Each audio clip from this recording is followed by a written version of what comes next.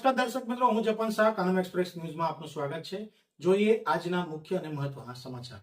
શ્રાવણ માસના પવિત્ર પ્રારંભ સાથે શરૂ થયેલ 10 દિવસીય દશામા વ્રતની આજે હર્ષોલ્લાસ અને ભક્તિસભર માહોલમાં પૂર્ણાહુતિ થઈ હતી. વ્રતના અંતિમ દિવસે વડોદરા શહેર અને સમગ્ર જિલ્લામાંથી ઉમટી પડેલા હજારો ભક્તોએ તીર્થધામ ચાંદોદ ખાતે પવિત્ર નર્મદા નદીમાં માતાજીની સેંકડો પ્રતિમાઓનું આવતા વર્ષે વહેલા પધારજોના નાદ સાથે વિસર્જન કર્યું હતું. શ્રાવણ માસની શરૂઆતથી જ માઈ ભક્તો માતાજીની પૂજા, આરાધના, કથા શ્રવણ અને વ્રત ઉપવાસમાં લીન બન્યા હતા. ઘરોમાં અને પંડાલોમાં સ્થાપિત દશામાની મૂર્તિઓની 10 દિવસ સુધી સવાર સાંજ આરતી અને વિશેષ પૂજા કરવામાં આવી હતી. જાગરણ બાદ શુક્રવાર મોડી રાતે જ વિસર્જનની પ્રક્રિયા શરૂ થઈ હતી. વડોદરા શહેર અને જિલ્લાના ગ્રામ્ય વિસ્તારોમાંથી મોટી સંખ્યામાં નાની મોટી આકર્ષક અને પર્યાવરણ પ્રેમી પ્રતિમાઓ સાથે ટ્રેક્ટર, ટેમ્પો અને ખાનગી વાહનોમાં સવાર થઈ ચાંદોદ તરફ ઉમટ્યા હતા.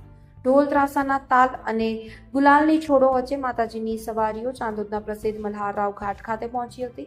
જય દશામાં અને આવતા વર્ષે વહેલા પધારજોના ભક્તિનાદથી વાતાવરણ ગુંજી ઉઠ્યું હતું. નર્મદા કિનારે પહોંચ્યા બાદ ભક્તોએ માતાજીની અંતિમ પૂજા અર્ચના કરી મહાઆરતી ઉતારી હતી.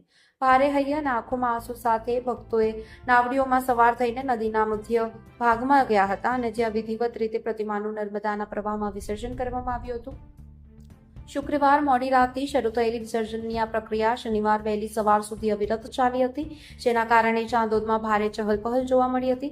ભક્તોને કોઈ અગવડ ન પડે અને કોઈ અનિચ્છનીય ઘટના ન બને તે માટે ચાંદોદ ગ્રામ પંચાયત, નાવિક શ્રમજીવી મંડળ તેમજ પોલીસ તંત્ર દ્વારા સહિયારું આયોજન હાથ ધરાયું હતું, જેથી વિસર્જન પ્રક્રિયા શાંતિપૂર્ણ રીતે સંપન્ન થઈ શકે. રિપોર્ટર કિંજલ ભટ્ટ, ચાંદોદ.